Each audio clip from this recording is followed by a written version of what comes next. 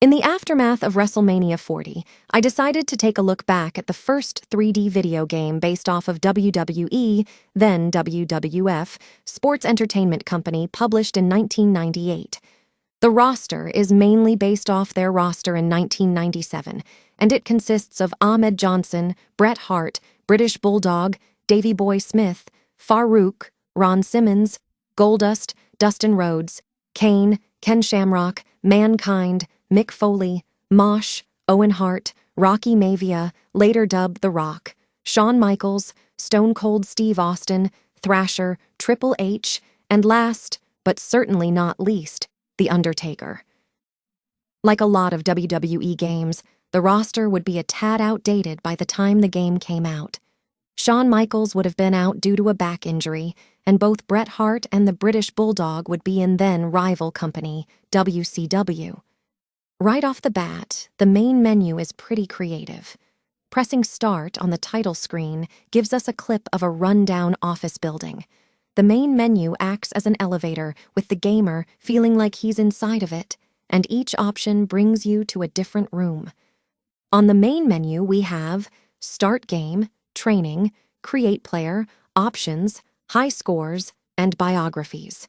In Start Game, we're taken to our game modes. One player has Challenge, Versus, Tag Team, Cage, and Weapons Match.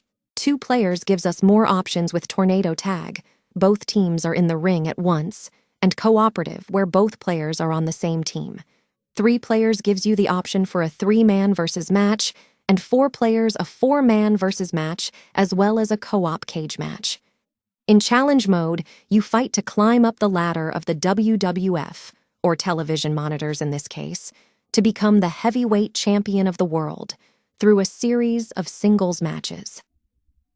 During your climb, you can run into people you faced before wanting revenge. When this happens, you'll get a little live-action game promo performed by the superstars themselves. Some are good, and some are clearly reading from the teleprompter. Once the promo ends, you'll be in either a steel cage or weapons grudge match. Then you have your training, which is pretty self-explanatory. Pick your wrestler and learn how to fight with them against a trainer in either a single move exercise or a free-for-all. Press the pause button to pick the position of yourself and the trainer. Create Player, still to this day, is a ton of fun when you're feeling creative.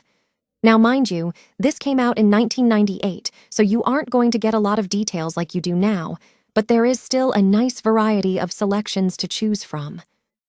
You can also make women wrestlers, while there isn't any default women wrestlers in the game to my knowledge, but you have to unlock that ability by playing through challenge mode.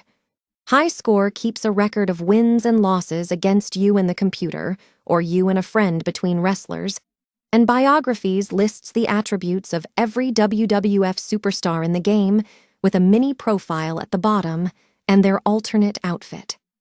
In actual matches, your moves are performed in the same way you'd expect from most fighting games.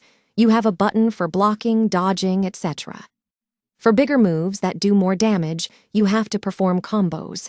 If you ever forget your moves, just look at the moves list by pressing pause. You also have a health bar, which starts at green, and as damage is inflicted, it changes colors. When it reaches red, you're more vulnerable to a pinfall attempt. When you're stunned, a blue meter will appear and you'll remain stunned until it decreases. During pins or submissions, a red meter comes up and decreases either slowly or quickly, depending on your wrestler's health. Performing big moves gets the fans on your side, and when the fans are on your side, you get a power boost making you come back from stuns and pin attempts quicker. Most of the superstars featured in the game lend their voices, and Vince McMahon and Jim Ross perform audio recordings for commentary. For all its strong points, WWF War Zone comes off more as a fighting game than a wrestling game.